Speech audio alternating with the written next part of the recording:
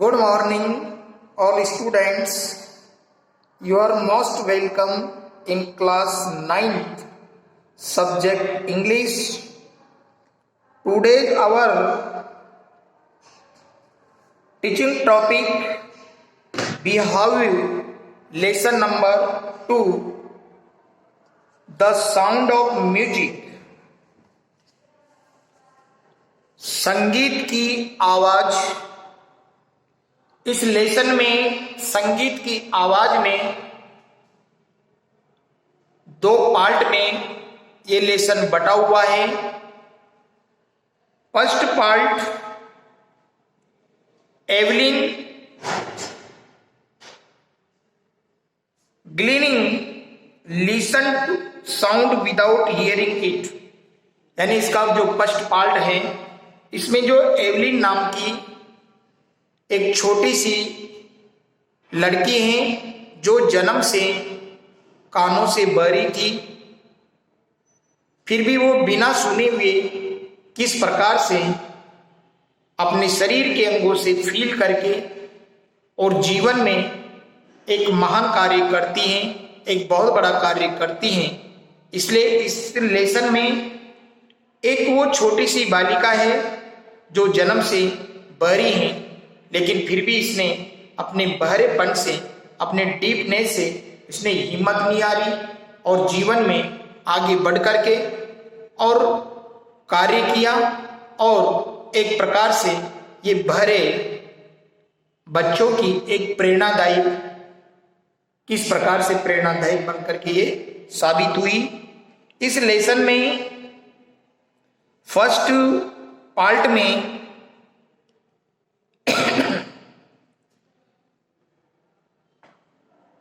Evelyn कौन थी, पहले आप अच्छी तरह से समझ लें। एवलिन एक छोटी सी लड़की है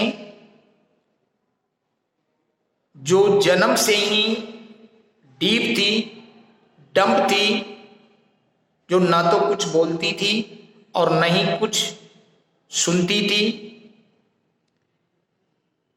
और किस प्रकार से इसने अपने बॉडी के अन्य पार्ट्स को, अन्य चीजों की आवाज को फील करके, महसूस करके और उसी आधार पर इसने संगीत को सीखा और संगीत को सीख करके अंतर्राष्ट्रीय स्तर पर एक अच्छे से अच्छे स्टेज पर जाकर के इसने अपना नाम कमाया। और किस प्रकार से ये पीछे जो बहरे कानों से जो डीफ बच्चे हैं उनकी किस प्रकार से ये प्रेरणादायी बनी। इस लेसन के माध्यम से एक बहरे बच्चा ने जो अपने जीवन में स्ट्रगल किया है, उसके स्ट्रगल को इस लेसन के माध्यम से समझाया जा रहा है। Rush hour crowds jostle for position on the underground train platform, यानी ये बालिका जब अंडरग्राउंड ट्रेन प्लेटफॉर्म पर जब ट्रेन आया करती थी और उस ट्रेन के कारण जो जमीन में कंपन हुआ करता था, उस कंपन को ये महसूस किया करती थी। First,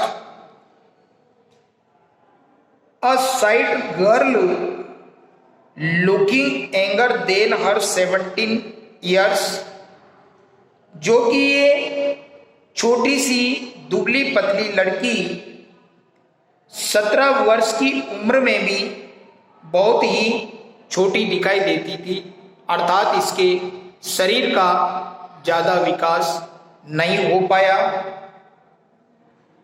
was nervous yet excited as she felt the vibration of the approaching train, और ये बड़ी घबराहट सी महसूस करने लग जाती थी जब इसके आसपास किसी भी चीज का वाइब्रेशन होता था, कंपन होता था, विशेषकर जैसे ट्रेन या फिर किसी भी चीज के आवाज का जो कंपन होता था, उसे ये बड़ी नर्वस हुआ करती थी। It was her first day at the Prestige royal academy of music in London. इसको पहली बार इसके माता पिता के द्वारा लंदन के रॉयल एकेडमी म्यूजिक स्कूल के अंदर इसको भर्ती करवाने के लिए ले जाया गया। And daunting enough for any teenager fresh from a Scottish farm. तो इसी से बेबीत होकर के इस छोटी सी लड़की को स्कॉटिश फॉरम में ले जाया गया। But this aspiring musician faced a bigger challenge than most. She was profoundly deep. लेकिन वहां के एक संगीतकार ने इसको जब देखा तो उसने ये पता लगाया कि ये लड़की बहुत ही गहरे रूप से, प्रोफाउंडली रूप से ये डीप है, बड़ी है। Evelyn Glennie's loss of hearing and had been gradual. Evelyn धीरे धीरे उसकी सुनने की क्षमता को और भी खोती जा रही थी। जैसे जैसे वो बड़ी होती जा रही थी त्यों त्यों ही उसकी सुनने की जो कैपेसिटी थी उसको ये लॉस करती जा रही थी। Her mother remembers noticing something was wrong when the 8 years old। यानी उसकी माँ ने ये देखा इस लड़की में कि जैसे ये 8 वर्ष की हुई तो 8 वर्ष की होते होते और भी ये कुछ ना कुछ इसके साथ में कुछ गलत सा हो रहा था। Evelyn was waiting to play the piano. और फिर भी ये 8 वर्ष की उम्र में ये लड़की पियानो बजाने का इंतजार करने लगी। They called her name and she did not move. जब इसके माता पिता इसका नाम एवलिन कह करके पुकारते थे तो वो बिल्कुल भी हिलती डुलती भी नहीं थी, क्योंकि ये कानों से बिल्कुल भी नहीं सुनती थी। I suddenly realized she had not heard. तो उसकी माँ ने तुरंत ये महसूस कर लिया कि ये लड़की सुनती नहीं है। से आइसाबेल ग्लेनिंग, उसकी जो माँ का नाम है आइसाबेल ग्लेनिंग, उसने इस प्रकार से इस लड़की के बारे में बताया। For quite a while Evelyn manage to conceal her growing deepness from friends and teachers. For quite a while Evelyn manage to conceal, यानी उस समय के दौरान एवलिन जैसे 9-10 वर्ष की हो गई वो अपने मित्रों और अपने टीचर से अपने बड़ेपन को छुपाने का प्रयास करने लगी। But by the time she was 11 her marks had deteriorated and her headmistress urged to her parents to take her to a specialist. परंतु समय के हिसाब से जब ये 11 वर्ष की हो गई, हर मार्क्स है डेटोरेटेड, तो इसके और भी सुनने के निशान ज्यादा से ज्यादा खराब होने लगे। तो इसके स्कूल के हेड मिस्ट्रेस यानी प्रिंसिपल ने इसके माता पिता से ये एडवाइस दी कि तुम इसको किसी स्पेशलिस्ट के पास में ले जाओ, जो कानों का स्पेशलिस्ट है उनके पास में इसको आप ले जाओ और वहां जाकर के इस बालिका को दिखाओ इसमें प्रॉब्लम क्या है। It was then discovered that her hearing was severely impaired as a result of gradual nerve damage। तो जब इसको चेक करवाया गया, स्पेशलिस्ट ने जब इसका एग्जामिन किया तो कानों के उस स्पेशलिस्ट ने ये कहा कि ये लड़की बहुत ही सुनने में बहुत ही ज्यादा कम महसूस कर रही है और धीरे धीरे इसकी जो सुनने की जो ज्ञान इंद्रियां हैं, नर्व हैं, वो धीरे धीरे डैमेज होती जा रही है। They were advised that she should be fitted with hearing aids and sent to school for the deaf।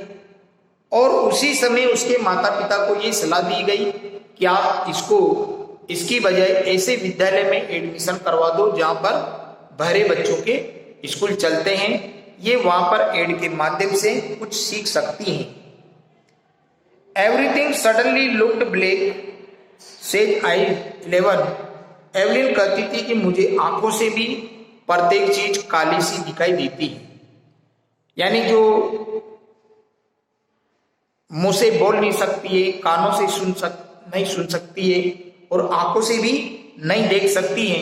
ऐसी कंडीशन में इस लड़की ने अपने जीवन में बढ़कर के बड़ी होकर के और किस प्रकार से अपने जीवन में इन चीजों से संघर्ष करके, बहरेपन से संघर्ष किया, आंखों से संघर्ष किया, मुंह से संघर्ष किया और केवल फील करके ये जीवन में कैसे आगे बढ़ती हैं, इस लड़की की बहादुरी को इस लेसन के माध्यम से समझाया जा रहा है। But Evelyn was not going to give up. लेकिन एवलिन ने इसको छोड़ा नहीं, त्यागा नहीं, ये होपलेस नहीं हुई। Says Evelyn determined to lead a normal life and pursue her interest in music. जो कि इस प्रकार से एवलिन बड़े दृढ़ता पूर्वक अपने इस नॉर्मल जीवन में इस बड़ेपन और इसके पीछे पड़ गई और उसने संगीत सीखने में अपनी रुचि बढ़ाई। One day she noticed a girl playing a xylophone and decided that she wanted to play too. एक दिन जब एक लड़की जाइलोफोन बजा रही थी तो इसने भी ये निर्णय लिया कि मैं भी जाइलोफोन बजाना सीखूंगी। And most of the teachers discouraged her, but preconized Renfox spotted her potential। परंतु कई जो इसके टीचर थे उन्होंने इसको निरुत्साहित किया। लेकिन जो संगीत के जो प्रीकॉनिस्ट टीचर थे उन्होंने, रेनफोबर्स ने इसकी पोटेंशियल को चेक करके और इसको उत्साहित किया।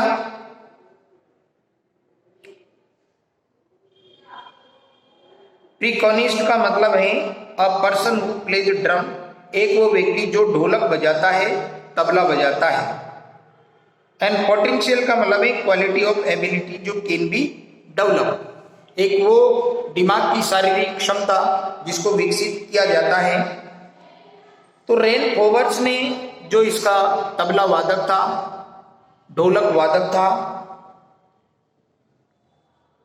उसने इसको आगे बढ़ाने के लिए प्रयास किया। Forbes repeated the exercise. Forbes ने बार बार उसकी ढोलक की, तबले की आवाज को बार बार रिपीट किया। And soon Evelyn discovered that she could sense certain notes in different parts of her body.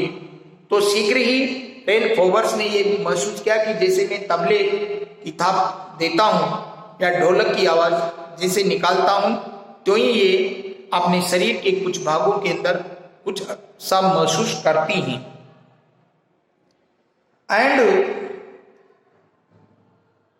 And soon Evelyn